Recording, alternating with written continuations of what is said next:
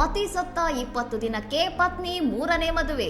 ಹೃದಯಾಘಾತ ಎಂದಿದ್ದ ಸಾವು, ಈಗ ಕೊಲೆ ಶಂಕೆ ಮೇಲೆ ತನಿಖೆ. ತುಮಕೂರು ಜಿಲ್ಲೆಯ ಹೆಬ್ಬೂರ್ ಪೊಲೀಸ್ ಠಾಣಾ ವ್ಯಾಪ್ತಿಯಲ್ಲಿ ಜನವರಿ 30ರಂದು ಪರಮೇಶ್ ಎಂಬುವವರು ಮೃತಪಟ್ಟಿದ್ದು, ಆಗ ಇದನ್ನು ಸಾಧಾರಣ ಸಾವು ಎಂದು ಬಿಂಬಿಸಿ ಅಂತ್ಯ ಸಂಸ್ಕಾರ ಮಾಡಲಾಗಿತ್ತು. ಈ ಸಾವನ್ನಪ್ಪಿದ ತಿಂಗಳು ಕಳೆಯುವ ಮೊದಲೇ ಪತ್ನಿ ಆಶಾ ತಾನು ಕೆಲಸ ಮಾಡುತ್ತಿದ್ದ ಕ್ಯಾಟರಿಂಗ್ ವಿಭಾಗದ ವ್ಯಕ್ತಿಯನ್ನು 3ನೇ ಮದುವೆಯಾಗಿರುವುದು ಈಗ ಹಲವು ಅನುಮಾನಗಳಿಗೆ ಕಾರಣವಾಗಿದೆ.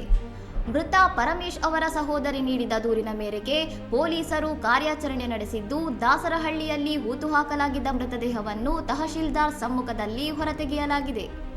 ಕಳೆದ 1.5 ವರ್ಷದಿಂದ ಆಶಾ ಕ್ಯಾಟರಿಂಗ್ ಕೆಲಸಕ್ಕೆ ಹೋಗಲು ಶುರು ಮಾಡಿದ ಮೇಲೆ ದಂಪತಿಗಳ ನಡುವೆ ಜಗಳವಾಗುತ್ತಿತ್ತು ಮತ್ತು ಆಕೆ ಪತಿಗೆ ದೈಹಿಕ ಕಿರುಕುಳ ನೀಡುತ್ತಿದ್ದಳು ಎಂದು ಕುಟುಂಬಸ್ಥರು ಆರೋಪಿಸಿದ್ದಾರೆ.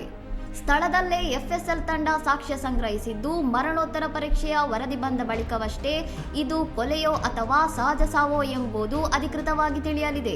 ಇನ್ನಷ್ಟು ಸುದ್ದಿಗಳಿಗಾಗಿ ನೋಡ್ತಾ ಇರಿ ಸೌರಂ ಟಿವಿ.